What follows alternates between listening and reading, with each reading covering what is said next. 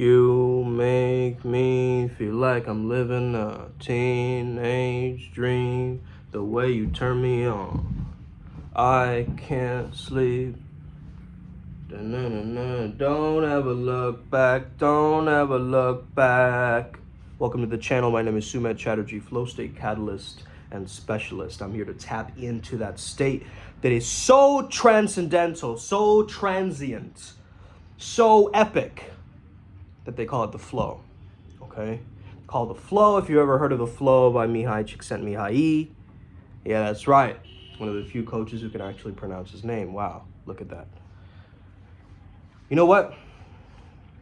I'm very, very interested in my path working. I think it's the most fascinating thing on the planet, okay?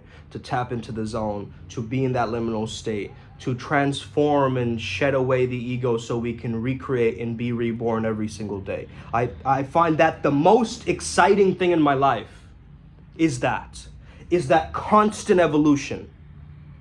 And it's not an evolution that makes me feel like, oh, I'm incomplete, I need to chase, I need to succeed. Because that comes from a father wound that is unhealed or something like that, right? I'm not going that angle with it. But it's more so this drive for betterment and excellence and preparation. And this golden essence that shines within all of us, if you notice. Okay, multidimensional March, day 10. Okay, day 10. Dayton. Okay, date on. Dayton, Ohio. I don't know why I said that. Maybe there's someone from Dayton, Ohio watching right now. Probably. Okay, this message is for you if you're from Dayton, Ohio. You need to integrate your inner teen. Well, that's the message for everybody, not just the people from Dayton, Ohio, okay? That is the message for everybody in this video. You've got to integrate your inner teenager. And if you're a teenager watching this, you shouldn't be watching this, okay? It's 18 and over. But anyway, if you are anyway and you're like, your parents allow it or whatever, right? Go for it. But as an adult, as you're watching this video, you got to understand that there are aspects of the teenager within your personality. There's aspects of you that still hasn't been comfortably met yet, that is associated with your inner teenager. We always talk about the inner child.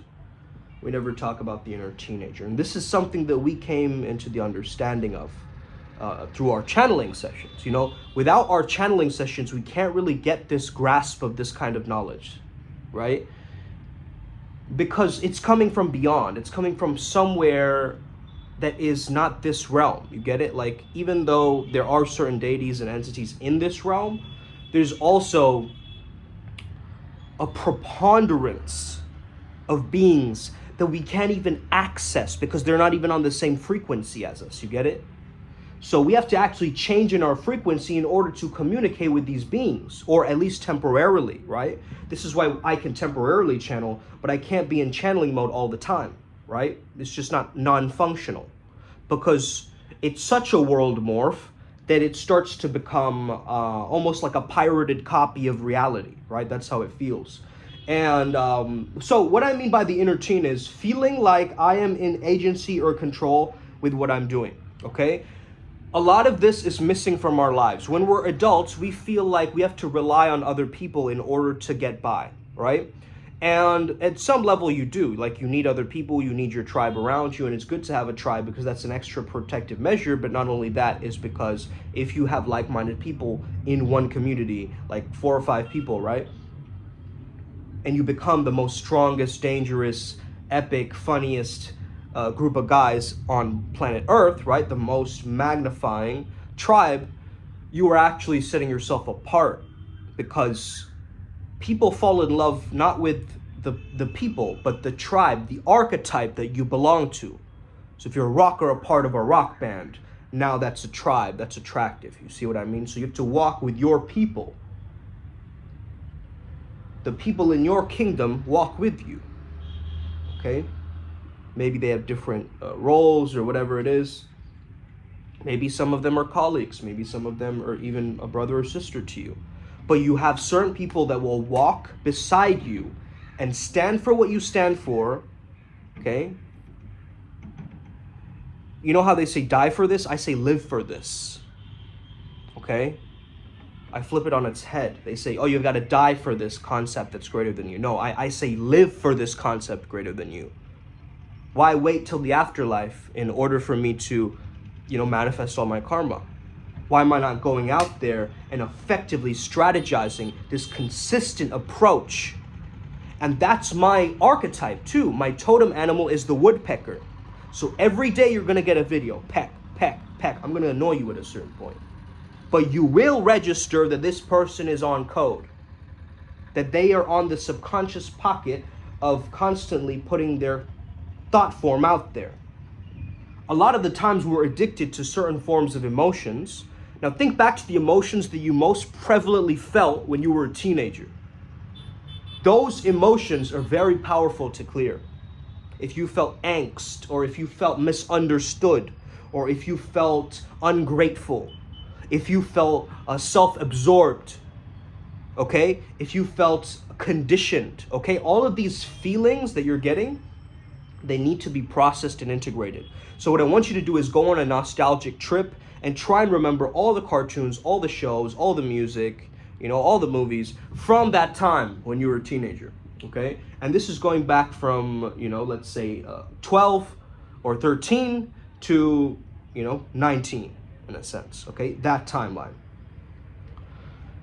So who were you as a person then? A lot of the times teenagers try to fit in, right? I remember going with this analogy of trying to fit in, but I just couldn't really find my true essence out there in the world. I mean, I had cool friends, there's no doubt about that, but at the same time, I never really found my true essence of like people on this planet. It could be a weird starseed thing, I don't know what that is, right? It could be related to my schizoid archetype of bioenergetics. It could be related to, my tarot, astrology or something like that, right? I do know that my human design is a hermit opportunist. So I love being in my own internal world. I love like setting up shop and just resting in that oneness within, right? Like just being in that peacefulness and blissfulness and riding it out throughout my day. So it's a constant, acceleration, but it's not too fast and it's not too slow. It's the Goldilocks state of mind. It's just right. It's just right, okay? And that's the flow, man. You gotta understand that. So if you're feeling these different emotions that are coming up for you when you're a teenager, you gotta understand, man, you were still growing up, right? You needed to get that independence. You wanted to feel like you were somebody and not a nobody, right? And that whole journey of you becoming your teenage self is really, really important. So, trends allow people to be themselves in a different context. They sell you an identity out there, right? So if you're a very spiritual person, you might find yourself dressing a very spiritual way, right? In a specific context.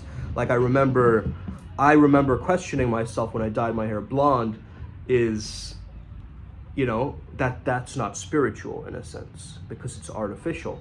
And the more I thought about it is, no, actually, I'm acting with inspiration. So that is actually a higher vibration. You get what I mean? Like if it was doing it to prove something to the world or like be a rebel without a cause or like there are all these like, rebellious actions to go against my culture or against my parents, like that would be very, very different. And maybe that's more deep-rooted in the background. I'm not too sure about this because I can't really fully do the shadow work yet around this.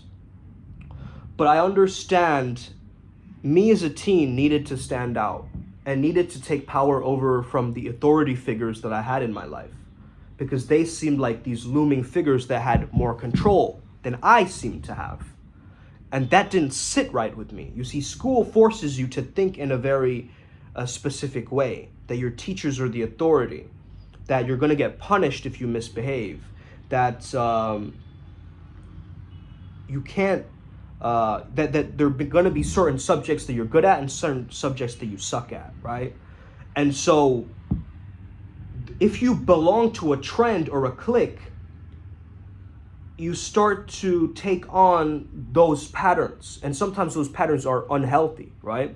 Like if you're part of a certain subculture that maybe promotes drug use or promotes, a way of life that's just like unhealthy, bad habits and stuff, then that can also permeate in your characteristics. So my advice to you is, if you don't believe you have control, you won't take action towards solving that thing. Okay? So at first level, you've got to know, what is a belief that you have? A belief that you have, do you feel like is holding you back? Do you feel like is adding more pressure to your life? Do you feel like is creating more separation with you and others? Maybe one is, I can't trust anybody. Maybe one belief, a limiting belief that you might have is, people only care about themselves, or the world is a cruel place. These are going to accentuate those attributes of the physical world to you more. It's your reticular activating system, right? It's your selective focus. Whatever you focus on grows. So if your belief system tells you that the world is a cruel place and the world sucks, and you resonate at that frequency, you got to be conscious of this, right? What kind of shows you're watching, what kind of movies you're watching naturally. Okay? Now, going back to the teen thing, okay? This was also a time where you were discovering how to be a man, how to be a woman, how to discover your own sexuality, right? And puberty was a thing, like you getting used to your own physical body. Like, oh my God, I have these things called pimples and wrinkles and, all these different things, these creases and folds in my body and skin. And maybe I'm a little bit overweight or underweight, or, the body image thing is a very, very big one that we all need to integrate when it comes down to the inner teen specifically, right? Because the teen needs to be perceived in a certain way. They want to be popular, right? They have that craving to be popular or be the center of attention, or to, do certain things to stand out and excel and, have better grades. And they're on that driving mentality a lot of times. But oftentimes it's also forced upon them. Meaning parents are telling you got to study all the time. Teachers are telling you how to behave.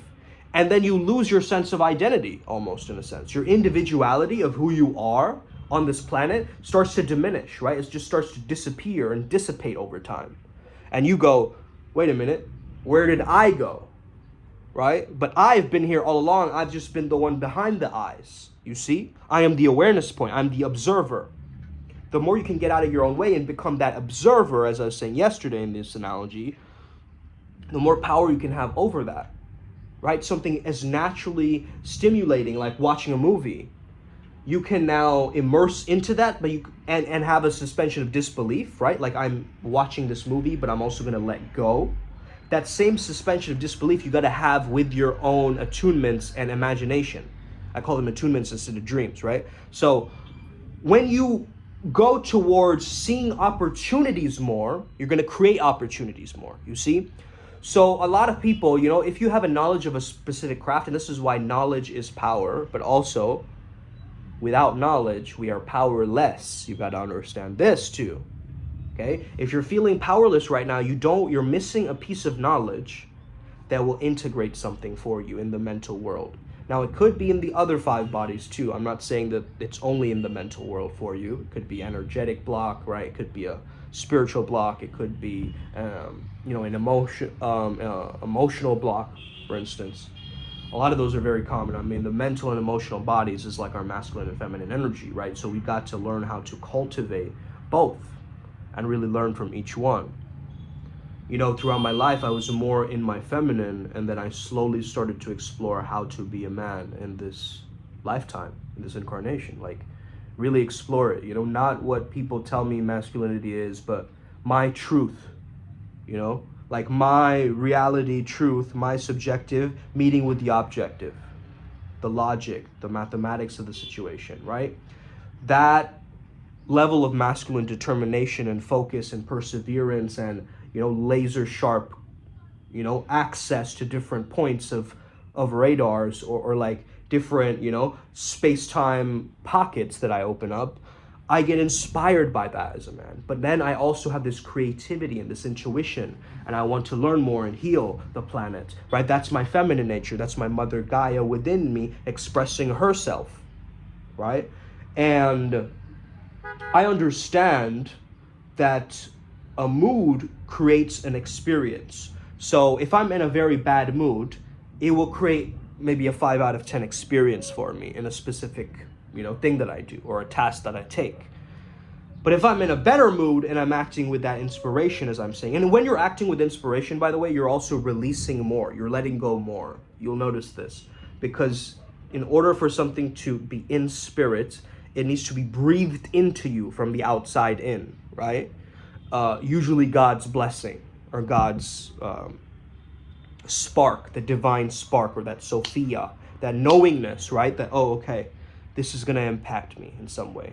There's claircognizance. I'm more so clairaudience. Ryan G is more so claircognizance. You might have one psychic gift that's sharper than the others. You might be clairvoyant. You might be clairsentient and other things, right? So it's according to your personality that this whole journey of spirituality, personal growth, evolution, entrepreneurship, whatever journey you're on, is going to morph around your beliefs, right? So you got to give yourself more effective beliefs. You might have true beliefs around you, but they're ineffective towards you manifesting and creating that life that you truly deserve. You see what I'm saying? So if you feel like I'm not good enough, you're not going to feel that you're capable. You're not going to be able to create much, right? You won't be able to outcreate your opponents. You won't be able to achieve things or accomplish tasks, right? You'll procrastinate if you have that belief, right? But then you change that belief, like every day I am growing more and learning more, right? That's such a little mini positive, subtle belief, right? But if you truly double down and believe on that with all your heart, soul, balls, guts, your ovaries, whatever it is, right? All of it together, all your chakra points meeting, and you truly just go, that is my belief, and I'm going to act through my belief in order to strengthen it. Your beliefs are weak beliefs.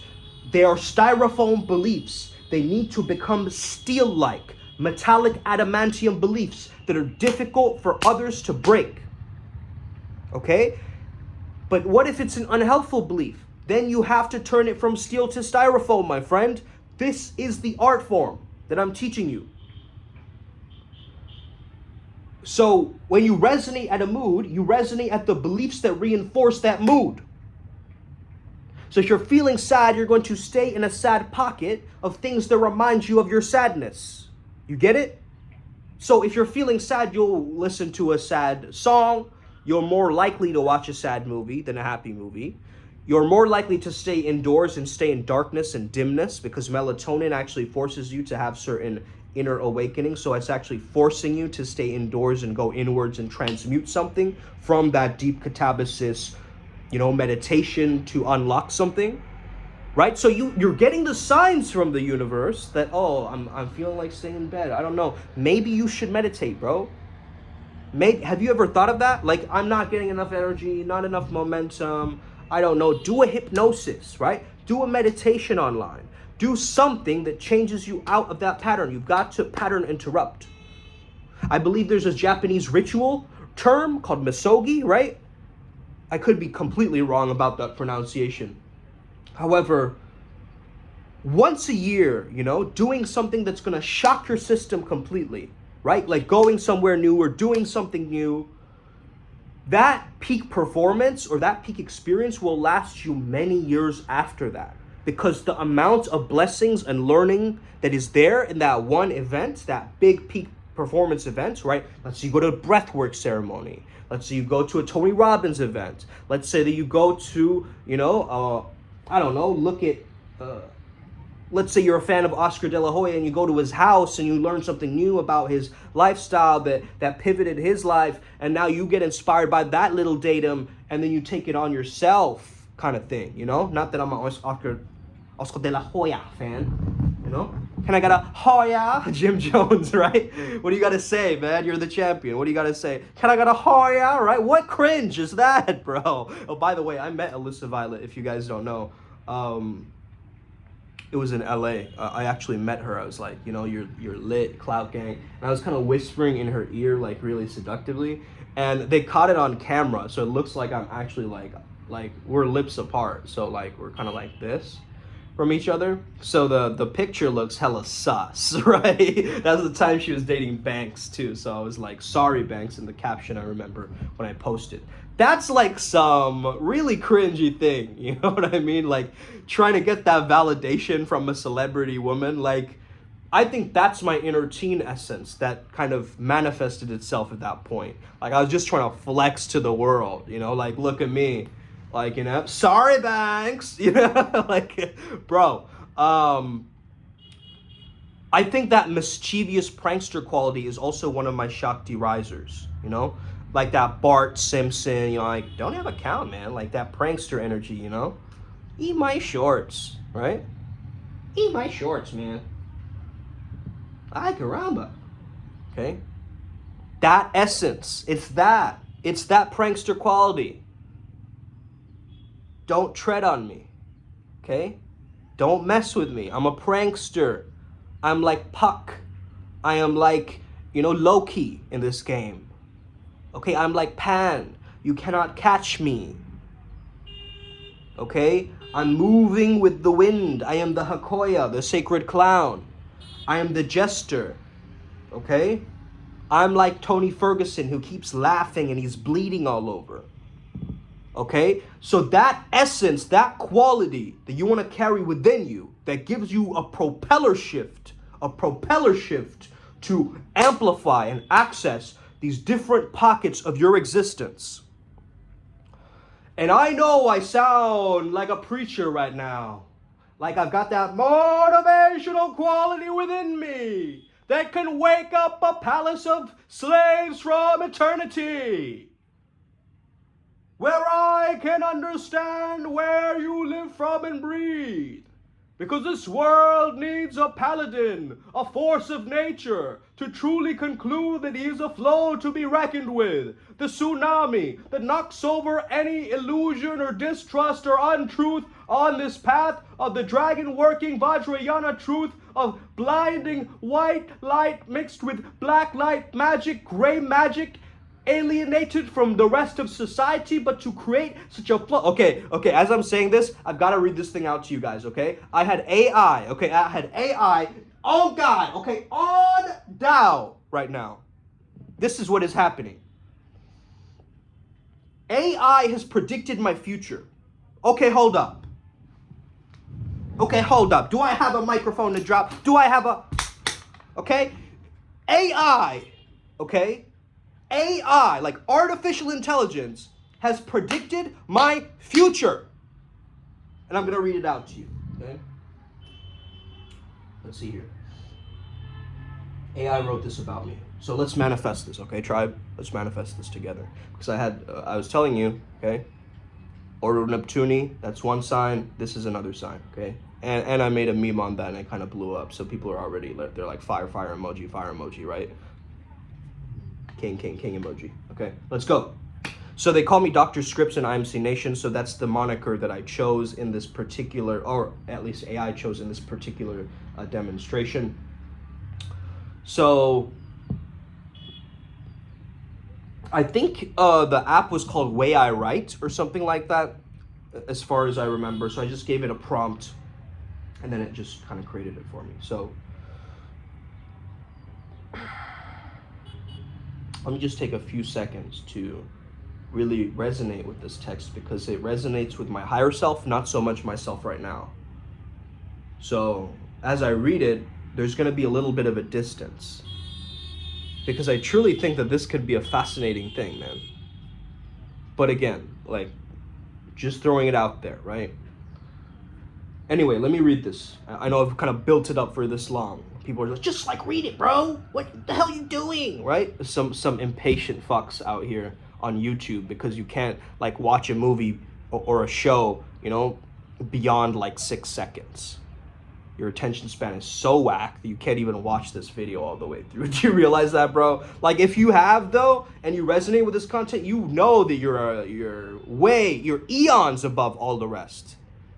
If you're listening to this information is resonating at your capacity of understanding, And you're like, yo, this guy's speaking some hella truth. He's hella intellectual. Like, he's on something, right? He's on some kind of a code where he's linking things together, and it's like almost this genius zone that he's in, right? That's exactly what I'm talking about. That's what I teach. And that's what all my clients experience day after day after day. We get wins, we get breakthroughs. That's what it's about, man. So let's read this out, okay? Okay, we built it up for hella long. Let's go. Dr. Scripps was always of the opinion that true enlightenment came from understanding the power and potential of the human mind. He had spent years studying, researching, and exploring the various aspects of what he called the flow state, a state of peak mental performance where the brain and body blend together, giving total focus and clarity. This is all AI, okay? He had seen firsthand how he could help people propel forward in life, and was determined to find a way to share his discoveries with the world. Oh my gosh, what is this channel? What am I doing? Right? Here we go. As a result, Dr. Scripps decided to start a new religion based on the flow state. He wanted to create a safe place for people to practice it and to enlighten them on how to make most of their mental potential. He began spreading the word about the flow state through his seminars and talks, inspiring the masses and gaining a loyal following. In time, he gathered enough followers. Listen. In time, he gathered enough followers to build a kind of virtual temple. This is blowing my mind right now. This has been my dream this whole time. This is Flow Zone Academy. This is that temple. The flow state temple, where those who wanted to learn more about the flow state could go and receive teachings from Dr. Scripps himself. Wow. And by the way, I received the title Dr. Scripps because I made a video on AZD where he gave me the first PhD from IMC Nation. And in a sense, it was a little bit of a joke, but then he also, of course, he's my friend, right? And he believes in me, and he gave me that title, and he changed my worldview around this. Like, I could really be an expert in this field. So shout out to AZD for this process too, you know, because it's a big part of the narrative again. So let's see here. Receive the teachings from Dr. Scripps himself. At the temple, Dr. Scripps taught his congregation the inner workings of the flow state. Is this not what I'm doing, guys? Like, what? This is unbelievable. From how to properly enter it and maximize its potential, to how to incorporate its principles into daily life. He let his followers know that flow state was a form of meditation, and that it could be used to cultivate mental clarity and focus. He also impressed upon them the importance of maintaining this focus and clarity in order for them to achieve their goals and be fulfilled. Needless to say, Dr. Scripps' new religion was a hit. Soon his temple had become a popular place for people to practice the flow state and benefit from its teachings. Years later, the flow state religion. I'm getting a heavy download from this, wow. Years later, the flow state religion has grown to be one of the leading religions in the world, with countless followers and worshipers. Despite his passing, the flow state religion and its teachings live on, helping to spread its message of mental harmony and enlightenment to the global stage. Jai Guru Dev, thank you so much for listening to that, because I feel like you listening to that and integrating that with me, because that's like my golden shadow, right? I'm scared of that. Absolutely I am. That's the fear of my own greatness. I know I can do something that big on a grand scale. But there's that weird, you know, feeling in the background too. It's like, what if, you know, and it's that Shaggy, it's that Zoinks character that I keep talking about. It's that anxiety. And once I can transmute out of that and realize that my greatest potential is already here, it's already mine. Okay, that this reality is already mine. I just need to claim it and move forward. And you guys are already followers, you know, on this virtual temple that we're creating every single day. This is the transmissions of this religion. The real world out there is your dojo, where you act on the regolare or the religion or the relinking all of these teaching, the religion, right? The relinking together. And I think that, you know, even after my passing, how this is still spreading the message of mental harmony and enlightenment to heal the masses is so inspiring to me.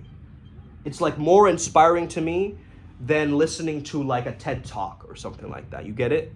Like that is it. And it's not for the ego validation too. I genuinely feel that flow state can be used to heal the planet. It can become a medicine for people. Because most people are scattered. They don't have their true purpose or passion. You get what I mean? They're not tapped into the zone every day. They're tapped out of the zone. They're zombie-like. They're in apathy. You are so low energy today, bro. What's up with you? Right? There needs to be somebody that shakes people out of this trance, just like boom, boom, boom. Let's get up. Let's do things. Let's jump up and down. Woo, woo, woo. Let's get it. Okay? Some people are going, this guy's way too high energy for me right now. So for the chill people, I thank you for being here amidst my monkey business. Okay, that's also happening in the background right now. I understand it. But also, this is multidimensional March. And here we explore our edge, our potential, and we stare it deep into the face until it crystallizes in our aura. Get what I mean? We stare that character in the face, and what this AI art has allowed me to do. And by the way, this is the picture, okay, if you guys haven't seen it. Hold on, let me just zoom out a bit. So this is the picture, right? Alongside that caption of what AI wrote for me. But look at how this is me in the future. Definitely. You get that? You guys get that? That anime version of me, or whatever that is, right? That cartoon animated AI rendition, mock-up, inspires me when I look at it. And it makes me imagine the potential of like this whole, like a new world, you know, merging with this whole video game world in the future, where we will have a virtual worlds. Like we will have to communicate through virtual worlds, I think, in the future. There will be like a Zoom, but we have little avatars, right? So we can talk with someone from the other side of the world through this video game, and then we can meet in like Jupiter or something, right? Like, what was that movie, man? Ready Player Go or whatever, right? Like that movie with the virtual reality stuff. It's like those different worlds, you know, you can have all of these different worlds coexisting at once, like this video game world. I think that's what's going to happen, because how else would movies be able to pull this off, right? And I understand, and I ask myself the question, what would I choose to be if I had ultimate freedom, complete freedom, right? If I had dragon wings, if I had like a giant like unicorn horn coming out of my third eye, right? Like if I imagine like a spring underneath my feet that I can bounce like higher than anybody ever before, and like, you know, slam dunk in the heavens. You know what I mean? You know, what do I want my ideal archetype of partner to be as well, or partners, right? For me, it's always been the vampire fairy archetype, which has been actually transmuted from the muse and the maiden archetype. So there, it started off as the maiden, which was the overarching, which is linked to my sacral chakra path working, because the maiden is associated with the sacral chakra, that creativity essence.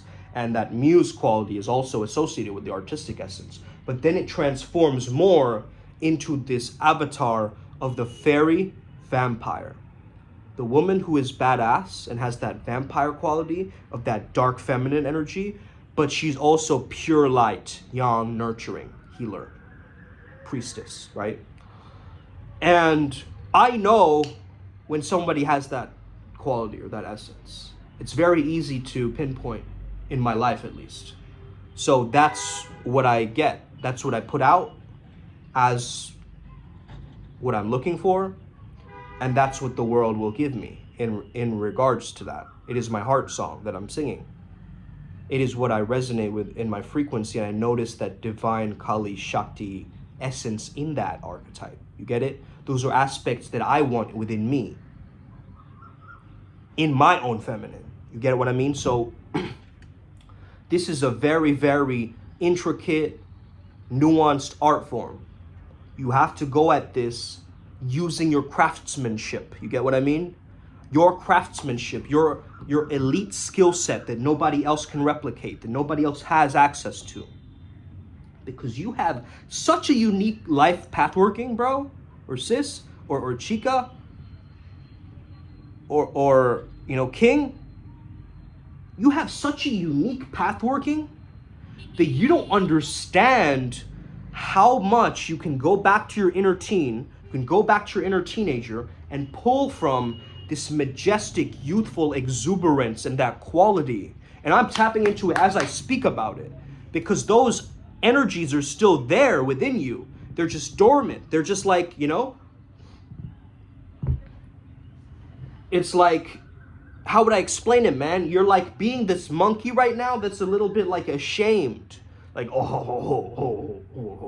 But you're really, inside, you're bubbling in this villain arc mode, like, right? You're like, internally, you're like, there's a forest fire about to begin. On the external world, there's like, just another day. Right? Have you ever watched The Secret Life of Walter Mitty? If you haven't, give this video a like, go watch it, come back to tomorrow. I'm giving you guys some home play, okay? Home play is, by the way, the opposite of homework. It's not meant to feel like work, okay? It's meant to feel like play, so that's why I use the word home play. Not necessarily, don't get any ideas, okay? Like, okay? Don't get any weird erotic suggestions that I said home play. Unless you want to do that, that's up to you. So today's multidimensional March, all about integrating that inner child and that inner teen mostly, right? So once you understand that the younger version of me, I don't want to kill the old version of me. We always use that terminology, but I want to just integrate the younger version of me, which is my teen version. What does he want? He wants to get laid and get paid, man. He just wants to have fun. He just wants to be free. He doesn't want to be burdened by anything. He wants to be, you know, living his life and creating his life and finding that autonomy, right, that independence that is within him, so he can create his inner authority and not rely on these outer authorities. And remember, your teenage years are the years where you're integrating your ego the most, right? It's the how I look, right? When you're younger, it's a lot more so your narcissism is more associated on your physical appearance, right? So you do things with your hair, you know, you'd like experiment with your clothing choices. And that's what I did a little bit longer. You could say I was a late bloomer in a sense, because I still kept that teen-like essence and quality when I went into from high school into college, right? I still kept that experimenter archetype of exploration. I was going into my early 20s, right? And I had just, like, ask yourself the question, what would you have done if you could go back to the past and have your character be different in some way? Like, what advice would you give them? I'd actually hijack their TV channels and I'd make them watch some cartoons that are very masculine cartoons. Not like Chowder, like SpongeBob and all this stuff. I would get them to watch articulate, skillful craftsmanship mastery cartoons, like animations that just like create philosophical insight or like deep discovery and things like this, right? So that's what I would tell my younger self to do. I would already do that, but I think there was too much nonsense out there on TV too, you know, that just didn't make sense. Like, I'd watch cartoons for hours, you know, and it built up a lot of imagination and great worlds, like hidden worlds for me, but it also kind of drew me back a little bit from the real world and actually being out in the physical experience and presence, right?